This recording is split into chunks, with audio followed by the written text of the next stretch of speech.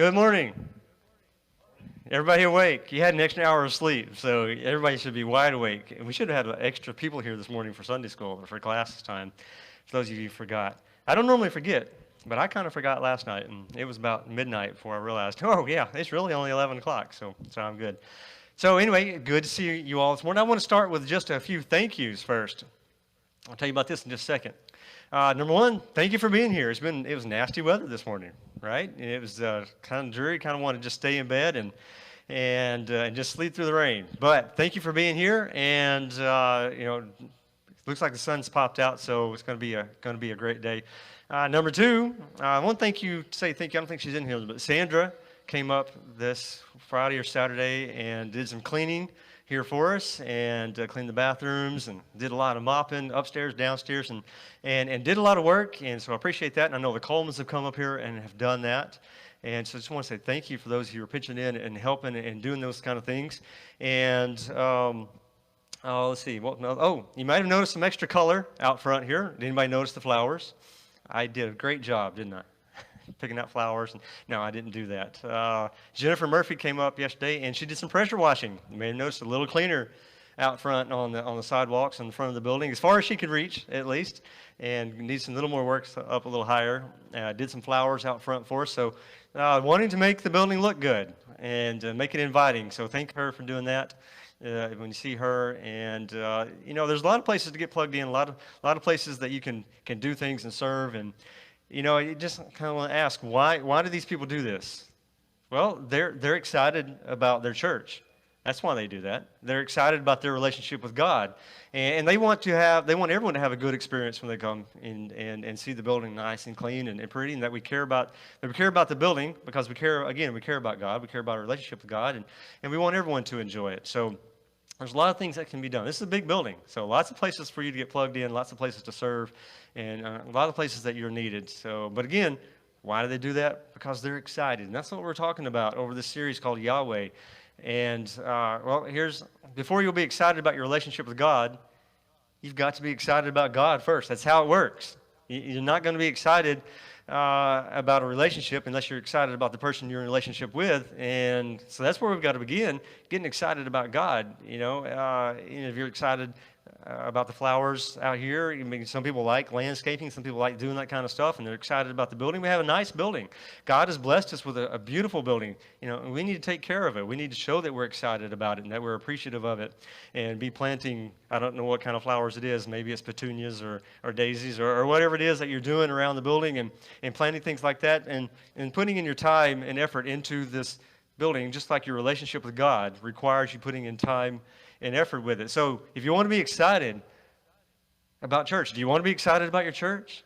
I hope so. I hope you are excited about church. Do you want to be excited? Thank you. Do you want to be excited about your relationship with God? And I hope you're already excited about your relationship with God, but you're not going to be excited about either unless you're excited about God himself. And how do we get excited about God? How do you get in on some of this excitement?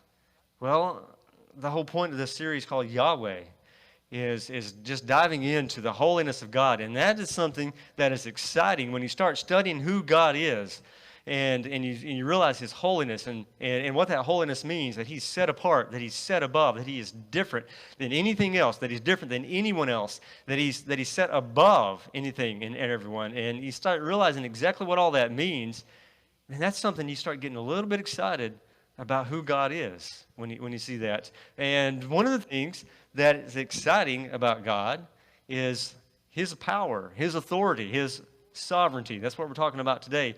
Another thank you I wanted to give you was for Wednesday night. Who all was here Wednesday night? I'll tell you, that was a lot of fun, wasn't it? Everybody stay dry? Did anybody have a dry spot on them? No, it was wet. It was nasty. But we had a lot of people here, and it was great, and it was a lot of fun. Why do we do that? Well, because we're excited about our church, because we're excited about our relationship with God, and we want to share that excitement with other people. We want them to be excited about God, and we want to share this excitement with our community, and we want them. Well, what's our vision? Help disconnected people connect with God. We want everyone to have this connection with God. We want them to have the connection with this church the way that we do, because we're excited about it. And one of the things that's so exciting is God's sovereignty. this is the first time we've ever done Candyland. And we didn't know how it was going to go. We didn't know we were going to have anybody. We didn't know we were going to have anybody to come and work on it, but we did. We had a lot of people showed up and put a lot of time into it. We didn't know if we were going to have any guests come, but we did, right? We had a lot. And I was looking at the weather that morning, and it was just pouring down rain. You look at the Weather Channel app, and it shows 90% chance of rain all day and storms, and it's just going to be miserable. And, I just had to pray. God, I don't know. I don't know how this is going to work. I don't know if anybody's going to show up. And I don't know what's going to happen.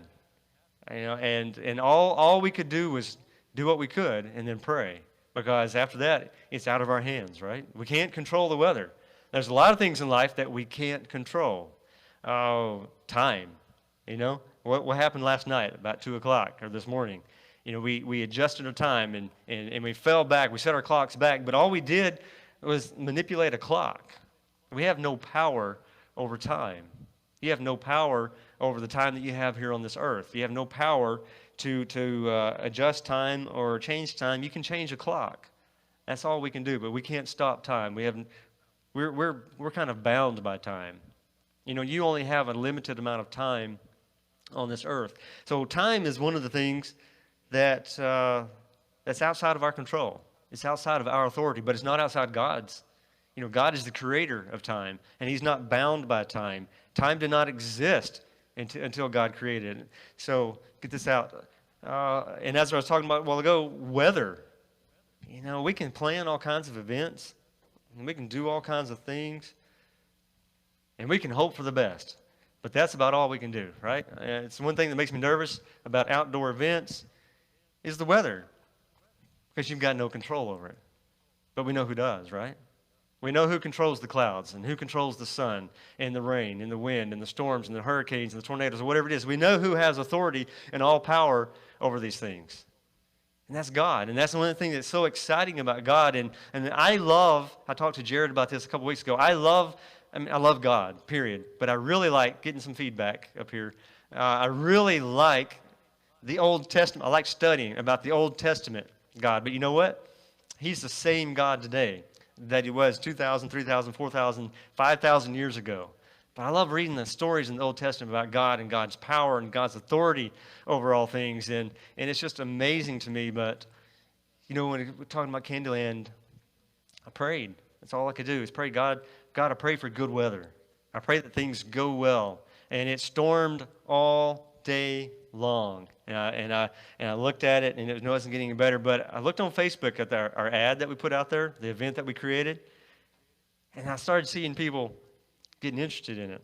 And the numbers started climbing. Those who were responding to it, those who were going to, who were interested in it or who were going, the numbers just kept climbing all day, climbing. The more it rained, the higher the numbers went. And I'm like, oh my. God's not stopping the rain, but I think it's going to work out in our favor. Because people began looking for another place to go. So another alternative, because it was obvious trick-or-treating was going to get washed out. So I just sit back and think, God, you are amazing. We wanted good weather, but God said, no, you don't need good weather. You need some bad weather. So people they'll need another alternative, and they'll come out. So God gave us terrible weather. It was rotten. It was nasty. We were out here trying to set it up. The wind was blowing, and it was pouring down rain. But just as we got really setting it up, the wind stopped, the rain stopped, and by the time we were making our last setup with the bubblegum arches down here, the wind had stopped, and the rain had stopped, and we were setting it up and trying to put it up, and I looked up, and the traffic was lined up to the street. It wasn't even time to begin yet, and traffic was lined up to the street. And if you remember last Sunday, I prayed for a traffic jam. I don't know what was going on out there in Sawdust, but I know our parking lot from the Bubblegum Boulevard to Sawdust was packed, and there were people trying to get in. God's amazing, and I see God's sovereignty and God's authority and God's power over simple things like that. But it's simple to God. It's not simple to us to have control over the weather, have control over your life, have control over all things. That's something to get excited about God. We go back to Isaiah chapter 6, where we kind of started this series a couple weeks ago. And here's the angels. And these are the seraphim. It's the ones that you saw them, you would literally wet your pants if you looked up and saw one hovering above you today, because they would be that scary to us. And we don't know how many of them there are in heaven. There's thousands and thousands and millions of angels. And here's what they're crying all day long. Holy, holy, holy is the Lord of hosts. Not just holy, but holy, holy, holy. And as I said a couple weeks ago, anytime you see something repeated 3 times, that's important. That's big. And here's what the angels are saying. And what do they see that we don't see? They see God's holiness. They see his power. They see all the things that we've talked about the last 2 weeks. But it's not just the angels. You know that? It's not just the angels that are up there singing and praising God. Here and you go to Revelation chapter 15, you see the saints. If you read the beginning of the chapter, he's talking about the saints who have overcome the beast and the false prophet and over the tribulation, the end time, and overcome, the world not through their own power, but through the power of Jesus. And they're in heaven. And this very well may be a picture of y'all and me. This may be us. John, when he saw this Revelation, he might have been looking at us because he's looking into the future. It might have been very well been us that he saw doing this, what we see in verse 3. And he says, and they, talking about this throng of people, and they sang the song of Moses, the bondservant of God, and the song of the Lamb, saying, great and marvelous are your works, O Lord God the Almighty. If I want you to really focus in on those words. Great and marvelous are your works, O Lord God the Almighty. The Almighty, the all-powerful, the all-sovereign God, the one who has control and authority over all things. This is what they're singing and who they're singing praises to. But what are they singing again? Right up there at the top, the Song of Moses. Wow. And when you read that, it's like, that's kind of odd. Why are they singing the Song of Moses? If you look back in Scripture, there's at least 3 instances where Moses sang a song. I can't do this, but Moses apparently pretty good at it, and David good at it, just coming up with a song right off the top of his head and just start singing a song of praise to God. And like I said, there's 3 times that it's recorded that Moses did that, and the one in particular I want you to look at is in, let me finish this. Here's what they were singing. Who will not fear, O Lord, and glorify your name? For you alone are holy. You alone are set above. You alone are set apart. You alone are holy, is what they're saying. What they're saying is our God is sovereign over all principalities, over all rulers of the earth. This is the song that they're singing. This is the Song of Moses. That's what I want to go back and look at.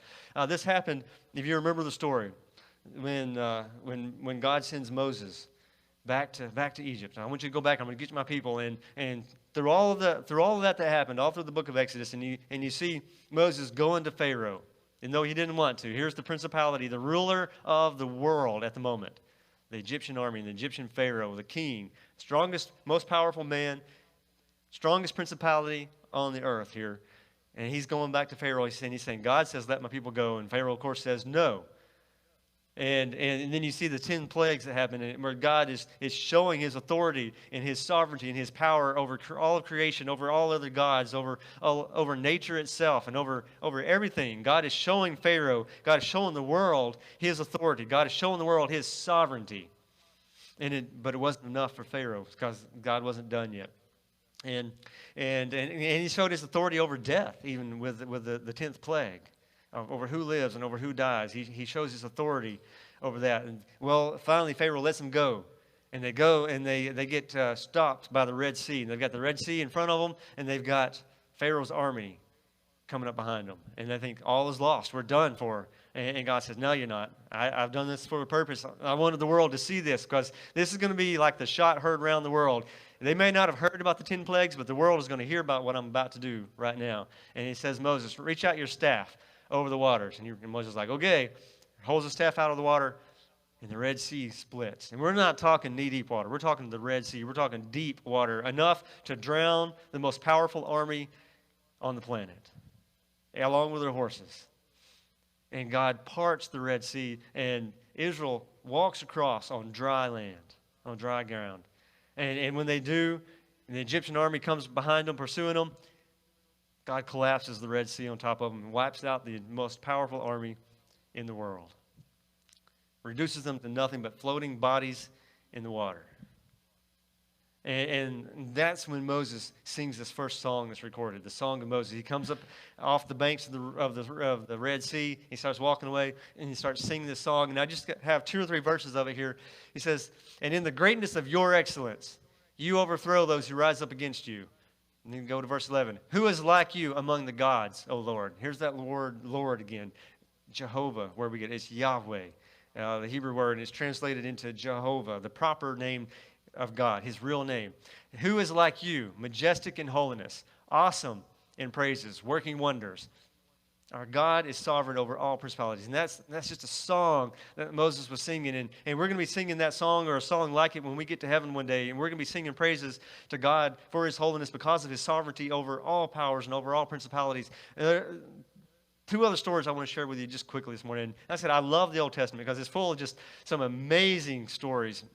And it's just such exciting and interesting reading. But God is sovereign over all principalities, but God is also sovereign over all powers. And we want you to look at, we go to Isaiah, skip ahead again to verse 37. And here's Hezekiah saying a prayer, but I want to give you some backstory here. Hezekiah is saying this prayer. He's the king over Israel, and they have been surrounded. They have been surrounded, or Judah actually, they've been surrounded by the Assyrian army. See, Assyrian army has come in, and they have conquered Israel, the northern kingdom. And they've led them off, and they've slaughtered Israel, and they've carted them off back to Assyria and scattered them all over the world and left them in ruins. And now they've decided they're going to come down, and they're going to do the same thing to Judah. And they're surrounded the city. They've seized it, and they're going to slaughter the people. They're going to cart them off into captivity and make slaves out of them or do whatever they want to do with them. And they're surrounded by the most powerful army on the planet now is Assyria, and they're surrounded by it. And certain death is on its way, and things are getting bad, and they don't have anything to eat. They don't have anything to drink. They're starting to actually eat their own children. Things are getting bad, and they're about to be slaughtered. And then you've got the leader of the Assyrian army comes to Hezekiah. He comes to the walls and looks up, and there's people, Israelites, up on the wall, and Sennacherib is his name, and he starts just making these threats against God and against God's people, and you see his arrogance and all things, and he says, who are you going to pray to? Is your God going to help you? Has any of the gods of the other lands, have they helped them any? Has their gods saved them? What makes you think your God's going to be any different? Your God's not going to be able to save you any more than any of the other gods have been able to save them. We're going to make ruins out of you and your city, and there's nothing you nor your God can do about it. And these are the threats and the arrogance of Sennacherib. He's working for the king of Assyria. So Hezekiah rips his clothes and he goes up and he prays this prayer to God. He said, "Oh Lord," again, there's that word, Yahweh again. "Oh Yahweh, Jehovah, O Lord of hosts, the God of Israel, who is enthroned above the cherubim. You are God, you alone, of all the kingdoms of the earth. You have made heaven and earth. Now, O Lord our God, deliver us from his hand, that all the kingdoms of the earth may know that you alone, Lord, are God." Make it. We want the whole world to see what you're about to do. Make it known throughout the world that you alone, Lord, are God. There's Hezekiah's prayer, and God responds. God replies, and he sends a message to Sennacherib. He said, "I've heard you, man. I've heard what you're saying. You're talking smack." And he says, "Man, I know where you live. I know when you rise up. I know when you lay down. I know every move you make. I know every word you say and every thought you have. I hold your very life in my hand," is what he's saying to him. "And I'm fixing to show you who this God is that you think so little of. That I'm not like any other God that you've ever messed with before. I'm about to show you what's going to happen." And here's God's response. "Then the angel of the Lord went out and struck 185,000 in the camp of the Assyrians. And when men arose early in the morning, behold, all of those were dead." See, he didn't kill everybody. He just killed most of them. He left a few for witnesses so they could go back and tell the world what just happened. I don't know, man. I woke up. We were surrounded. We had seized the city. We were around it. We were about to take over the city. I woke up the next morning and everybody was dead. I mean, they were all dead. 185,000. There wasn't a fight. There wasn't a skirmish. There wasn't an argument. There wasn't a sickness. There wasn't anything going on. But I woke up this morning. Everyone went to bed last night. Everybody was good, ready to go fight the next morning. Woke up in the morning, and they were all dead. 185,000 of them were dead for no reason. No reason at all. And they skip town. The few that are left, they head back, and they get out of there. And it goes back and reports what had just happened. And reports again, just like crossing the Red Sea, goes around the world of what just happened, of what Israel's God had just done. God is sovereign over all principalities. God is sovereign over all powers. Doesn't matter who you are, or what you're facing. God is sovereign over everything in your life and everything that you're going to come up against. This is the power of our God. And as you keep hearing over and over and over, who is like our God? No one. No one is like you. Our God is sovereign. Here's another thing. Another one of my favorite stories in the Old Testament. Our God is sovereign over all plans. Any plans that you may have, any plans that those around you may have for you.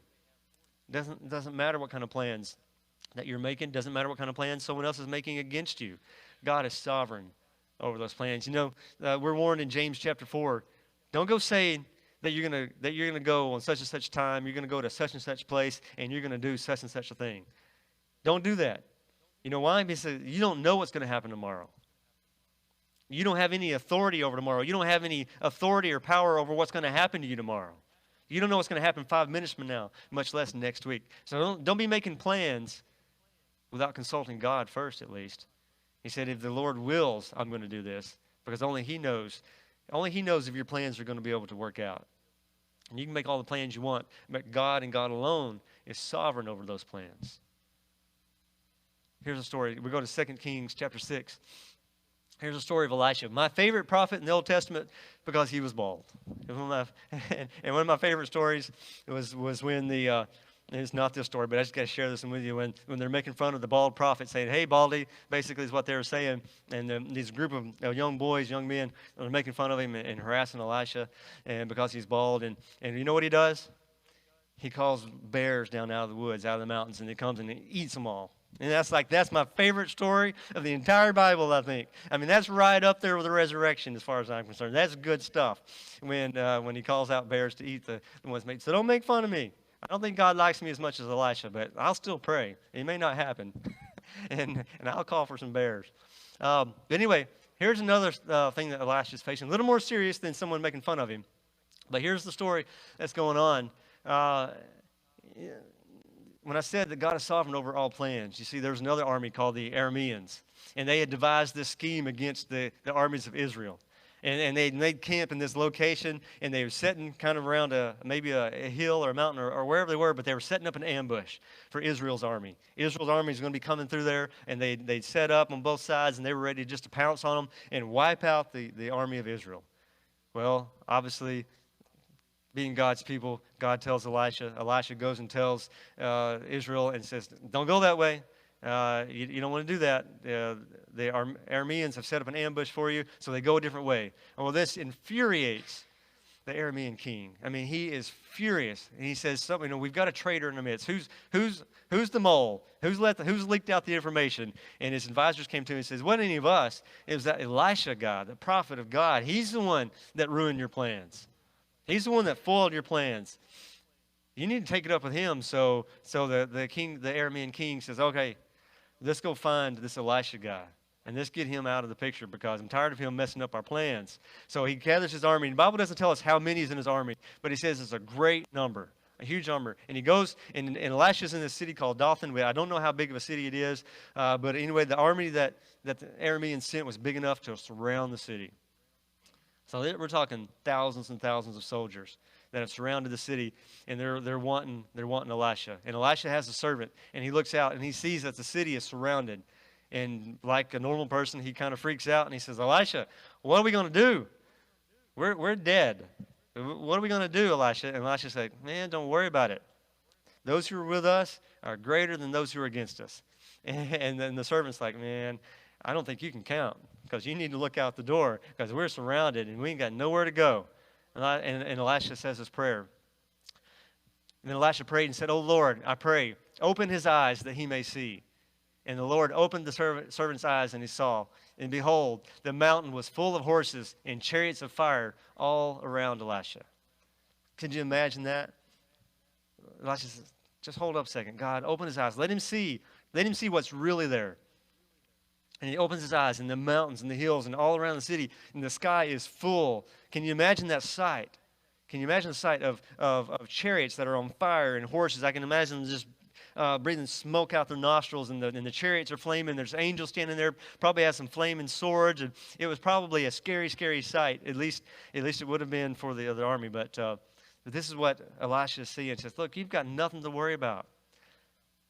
We've got a host of angels riding chariots that are on fire that are going to do a fighting for us. You don't have anything to worry about. And the story goes on. It said, uh, Elisha lifted up this prayer, and he asked God to strike him with blindness. When they came down to him, Elisha prayed to the Lord and said, strike this people with blindness, I pray. So he struck them with blindness according to the word of Elisha. See, God's sovereign over pretty much everything, right? You know, not pretty much everything, but everything. Over your life, over your health, over your vision, over whatever it is, God is sovereign over your life. God is sovereign over these people's sight. All of them, thousands of them, struck blind all at once. How did they explain that? Well, they couldn't. So they come to Elisha. If you read on, then Elisha said to them, this is not the way, nor is this the city. Follow me, and I will bring you to the man whom you seek. And he brought them to Samaria. I like to think of Elisha kind of pulled this Jedi trick. This is not the way. I am not the man that you're looking for. Let me take you to the one that you are looking for. Any Star Wars fans here? They know what I'm talking about? Okay. You're too afraid to raise your hand, aren't you? But I see it in your face.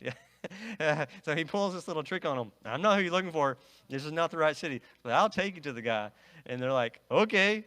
I don't know why they agreed to this. They're blind. All of them struck blind. But they agreed to it for whatever reason. And Elisha led them away. He took them right to the heart of their capital city, Samaria, where the king and where the biggest army Israel had, led them right into the middle of them, into a trap, and opened their eyes. And they were surrounded. And the king of Israel said, what do we need to do? Let's kill them.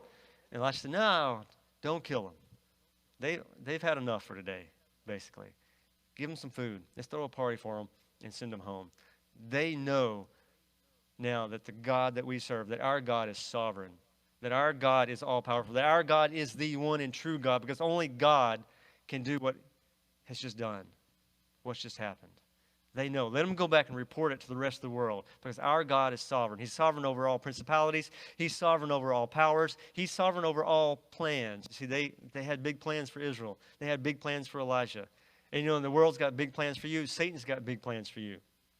But God is sovereign over all those plans. It doesn't matter. And He's sovereign over your plans. He's sovereign over every aspect of your life. God has authority and God has control. He may not always exercise it, but He has authority. He gives you also free will to do what you want to go where you want to say what you want to. He gives you that free will. But know that any given time, God can revoke that. God has authority over your life, over whether you can take the next breath or whether you live 10 years, 50 years, 100 years. God has complete authority and control over everything that you do and every plan that you're going to make. You see, it's hard to be excited. See, that's a big God. That's a sovereign God that can do that. No small God can do that. You see, it's hard to be excited about a small God, isn't it?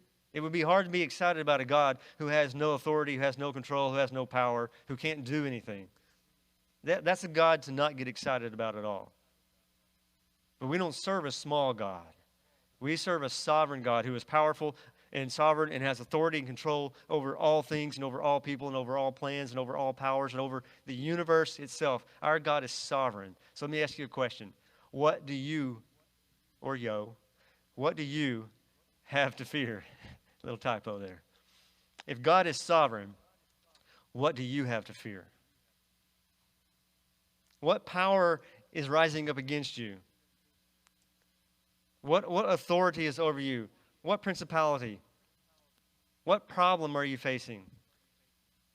If God is sovereign, what do you have to fear? What power or what problem? What obstacles in your path right now that you have to fear? If God has authority over all things and over all people and over all plans, what do you have to be afraid of? Our God is sovereign. The God I serve, because I have a relationship with Him, I can trust Him. I know that He has power over any harm that somebody wants to do to me. I have a sovereign God who has authority and power over that. And I don't have to worry. And I don't have to fret over it and be anxious and lose sleep night after night and night, because my God is sovereign. And that's something to get excited about. And our God, here's a verse for you. Isaiah 54:17. No weapon that is formed against you will prosper, and every tongue that accuses you in judgment you will condemn. This is the heritage of the servants of the Lord, and their vindication is from me, declares the Lord. No weapon that is formed against you will prosper. If God is sovereign, then how should you respond to him? There's your big question. If God is sovereign, if he has complete authority over your life and over your eternity and over your health and over your finances and over your plans and over whatever you're doing, how do you respond to that kind of God?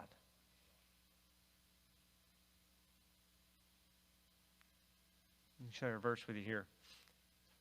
We go to Romans chapter 1, and this describes a lot of people these days. Did you know that? It may describe some people here in this room. For even though they knew God, they did not honor him as God or give thanks, but they became futile in their speculations, and their foolish heart was darkened. You see, they know God. They know who God is. They just don't honor him as God. To honor him as God is to recognize his sovereignty and his power and his authority over your life, over your eternity, over everything about you. God is sovereign over it. How do you respond to God? How do you respond to that kind of God? You respond to that kind of God in worship. You respond to that kind of God in praise, in awe, in admiration. If you would stand with me this morning.